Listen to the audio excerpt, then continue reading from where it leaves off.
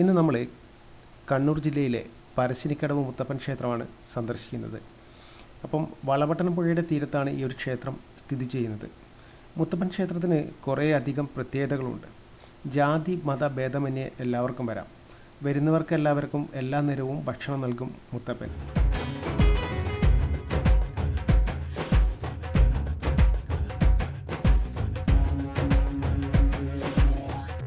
അങ്ങനെ നമ്മൾ ക്ഷേത്ര ദർശനമെല്ലാം നടത്തി ഭക്ഷണമെല്ലാം കഴിച്ചിട്ട് നമ്മൾ ക്ഷേത്രത്തിന് തൊട്ടടുത്തായിട്ട് നമുക്ക് ബോട്ട് ജെട്ടി കാണാം. നമ്മൾ ബോട്ട് ജെട്ടിയിലേക്ക് നടന്നു. ഇവിടെ ബോട്ട് സർവീസ് ഉണ്ട്. വളരെ ചുരുങ്ങിയ ചിലവിൽ നമുക്ക് വളപട്ടണം പുഴയിലൂടെ കാഴ്ചകൾ കണ്ട് മുത്തപ്പ ക്ഷേത്രത്തിൻ്റെ ഭംഗിയെല്ലാം ആസ്വദിച്ചുകൊണ്ട് നമുക്ക് യാത്ര ചെയ്യാം.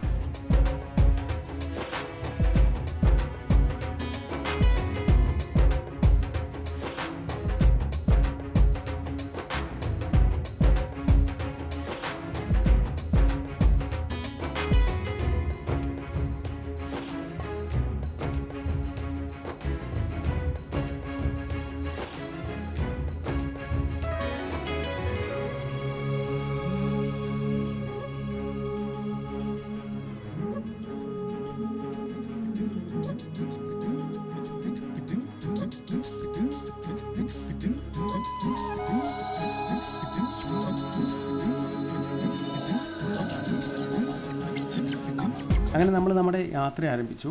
കുറേയധികം ബോട്ടുകൾ ഇവിടെ സർവീസ് നടത്തുന്നതായിട്ട് നമുക്ക് കാണാം.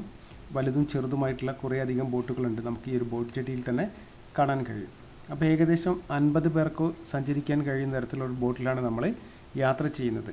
അപ്പം എനിക്ക് ഈ ഒരു യാത്രയിൽ ഏറ്റവും ഭംഗിയുള്ള കാഴ്ചയായിട്ട് തോന്നിയത് വളപട്ടണം പുഴയിൽ നിന്നുള്ള പറശ്ശിനിക്കടവ് മുത്തപ്പ ക്ഷേത്രത്തിൻ്റെ കാഴ്ചയാണ്.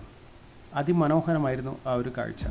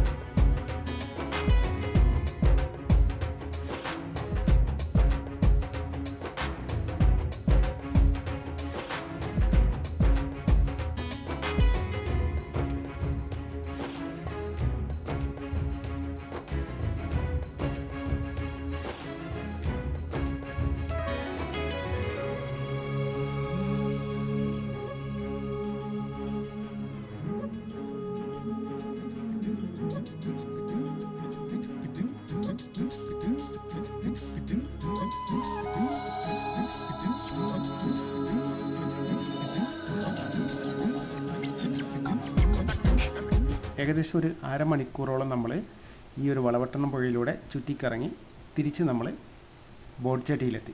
അപ്പം പറശ്ശിനിക്കടവ് മുത്തപ്പൻ ക്ഷേത്രം സന്ദർശിക്കുമ്പോൾ നമുക്ക് തീർച്ചയായിട്ടും ഈ ഒരു ബോട്ട് സർവീസ് കൂടി നമ്മുടെ യാത്രയിൽ ഉൾപ്പെടുത്താൻ കേട്ടോ. ക്ഷേത്ര ദർശനം നേരെ മുൻവശത്ത് നിന്ന് നമുക്ക് പറശ്ശിനിക്കടവ് മുത്തപ്പൻ ക്ഷേത്രം നമുക്ക് കാണാം. അതുപോലെ തന്നെ കുട്ടികൾക്കെല്ലാം വളരെ ഇഷ്ടപ്പെടുന്നൊരു യാത്രയായിരിക്കും ഇത്. അപ്പോൾ നിങ്ങൾക്ക് ഈ ഒരു വീഡിയോ ഇഷ്ടപ്പെടുന്നു കരുതുന്നു. നമുക്ക് അടുത്ത വീഡിയോയിൽ കാണാം. Okay, by.